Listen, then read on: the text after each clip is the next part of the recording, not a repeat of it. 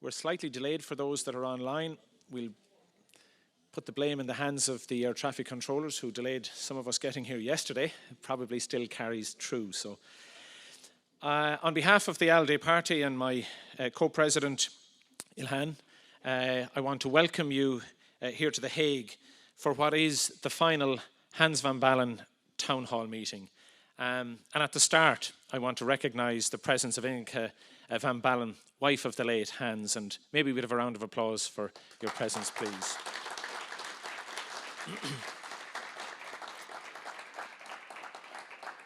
Inge, on behalf of everybody here, I just want to say to you what a great pleasure it was for all of us to know Hans. He was somebody who lived and breathed democracy, politics, and the politics of the ALDE family every waking hour of his life. I'm sure you saw that probably much to your annoyance on occasion, but he was a true friend to all of us. I had the pleasure of working with him for 6 years on the ALDE Bureau, and I can say without fear of contradiction that his mind was focused not just on domestic politics or European politics, but international politics. And that was the case not just as president of ALDE, but his time in Liberal International. He was a powerhouse in the democratic institutions and the democratic politics of the European project. And I know if he was with us today, he would be just as exercised about what's happening in Ukraine and how he might play a role, not for himself, but how he might play a role in bringing all sides together in the best interests of democratic politics, and really at the base of that, making life better for the citizens of Europe. So we'll have an opportunity again in Dublin to really mark his contribution to politics across Europe, but particularly to the ALDE family. So I'm really pleased that you're with us this morning, but more particularly that yourself and Robert will be with us in Dublin, and we really look forward to reflecting on and celebrating his political life at that time. So thanks again for giving us Hans for so many years and sharing him with us. So thanks again.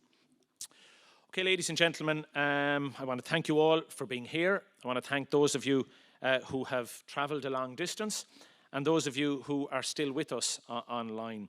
As you know, we've held a series of town hall meetings on the Conference on the Future of Europe, named after the late Hans, and clearly that was important to us, that our work in furthering the workings of the European Union were named after Hans. We've been to Sarajevo, Madrid, Rome, Prague and Warsaw, and we're here with you in The Hague today on the final occasion. And of course it's wonderful to have our lead at the European Parliament, Guy Verhofstadt, who really has been a powerhouse on behalf of ALDE in driving the party and in driving the initiative that is our input into the Conference on the Future of Europe. And he's our keynote speaker here today, and we, as always, look forward to hearing his deliberations and his thoughts and his offerings to us. I suppose we did these town halls to put European citizens at the centre of the debate on the future of the European project, and that's really what it's about.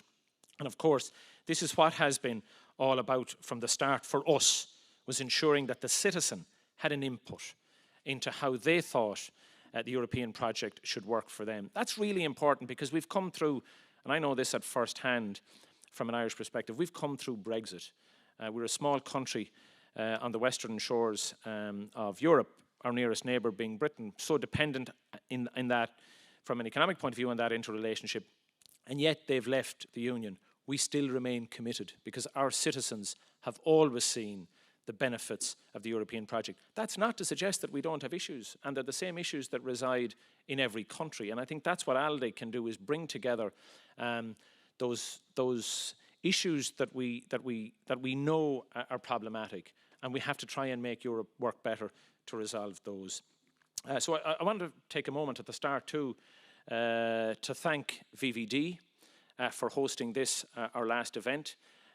You hold a special place in the ALDE family, not just because you were one of the founding parties of ALDE, but because of the way in which you have interacted with your citizens, we all can learn from you. You've been in power now for over 12 years. And from my reading of the polls, there's nothing to suggest that you won't be around for a good while longer. So all of us can reflect on how you interact with your citizens, how you put them to the fore all the time, and how you work for them. And I think that really is part of your success. But above all, I want to thank you who are here today, and for those of you who are joining us online. Your presence here is vital in rebuilding and reshaping the European project. We Liberals, for sure, we deeply believe in the cooperation and open exchange of ideas, and the Conference on the Future of Europe gives us an opportunity to do that. It is who we are as Liberals, and it is what the ALDE party has always been about, putting the citizen first. Now, the Conference on the Future of Europe, I think, is a once-in-a-generation chance to shape the Europe that we want to live in. The challenges, as I said, that the Netherlands face in shaping that future are the same challenges that we have right across. And that's, whether that's, the Russian invasion of Ukraine and the implications that that has for each of our economies, whether it's tackling the inflation that's partly related to the invasion, or whether it's assisting our economies recover from the COVID pandemic. These are all challenges that every citizens face. You see, we can often, within the bubble, that's Brussels or Dublin or London or Paris or wherever, get caught up in the mechanics, the mechanics, the legal texts, the treaties, who's doing what where, whereas the citizens really only are interested in how that impacts on their daily lives. And the issues that I've identified are more stark now than ever, and that's why we've got to find a way through. But make no mistake about it, the world's a very different place, and Europe is certainly a different place since February 24th.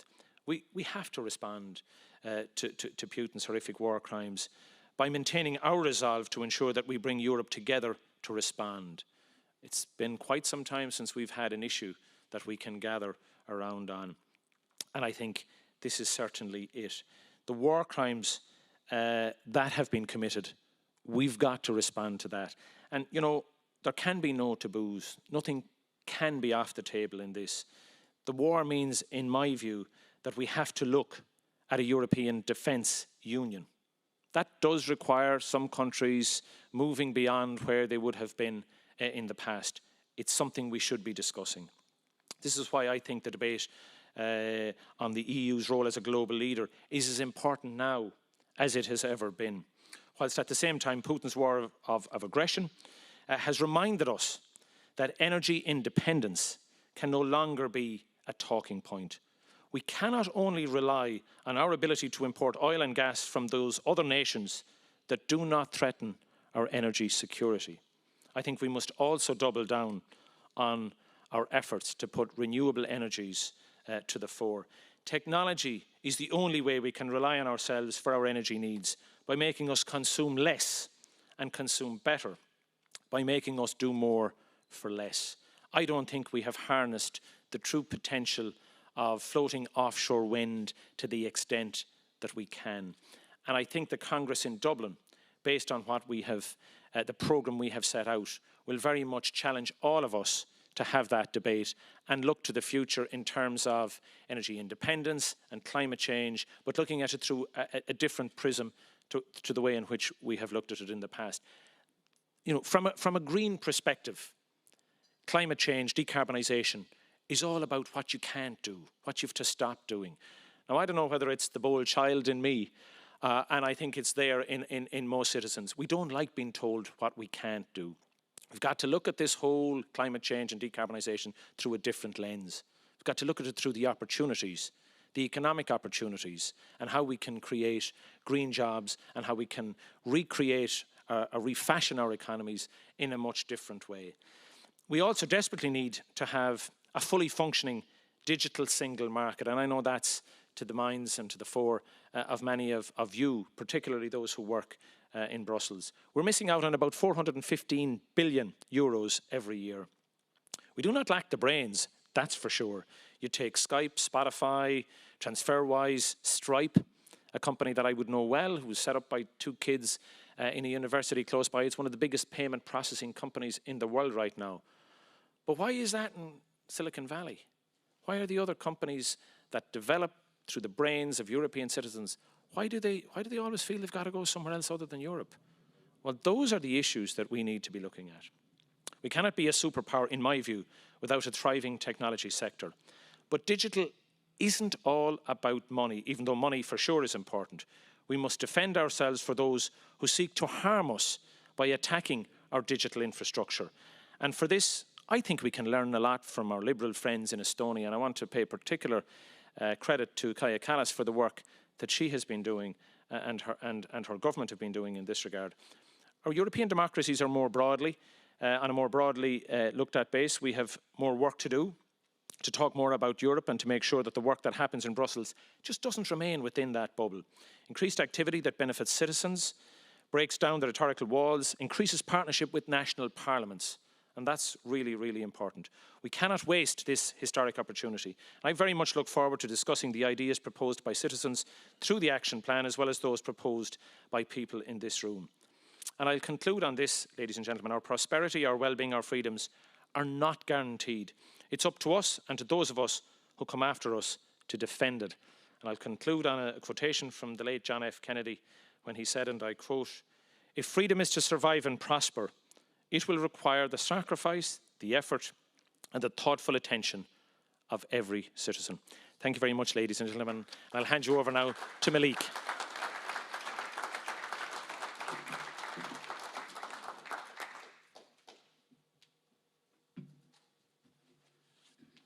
Thank you so much, Timothy, for your words, your introduction for today. I'm also asked to give you a brief introduction and welcome word. And of course, dear all, on behalf of the VVD, I would like to welcome you all here to the Hans van Baalen Town Hall meeting today in The Hague, his city of Hans, and of course also the city of international peace. Especially welcome, of course, also to Ineke. Great to see you here today. We met each other also Thursday evening, and it's great to hear also that you and Robert will be there in Dublin in our Congress. It's very good to be and also to keep that engagement because Hans is still here and also in your presence, Ineke. And I would like, of course, also to welcome all those who are now online, who are watching us from behind the screens today, and witnessing the Russian aggression in Ukraine from the city of international peace is, of course, an enormous contrast. And a clear reminder for us that peace is not a default setting, but something that every generation needs to secure, defend, and renew. And we are here today because we as liberals believe that through the contest of ideas, not the contest of arms, but the contest of ideas, we can build a better and a brighter future.